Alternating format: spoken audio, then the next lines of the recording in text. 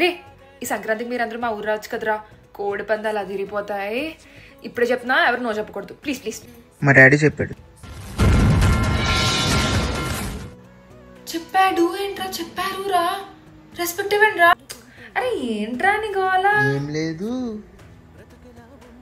ఇంకోసారి ఎక్కడిస్తే మూతి పళ్ళు రాలుతాయి. నీ ఫేవరెట్ మూవీ ఏంటి? గోదావరి, సీతం వాకిట్లో సిరిమల చెట్టు, గ్యాంగ్స్ ఆఫ్ గోదావరి, ఇంకా చాలా ఉన్నాయి.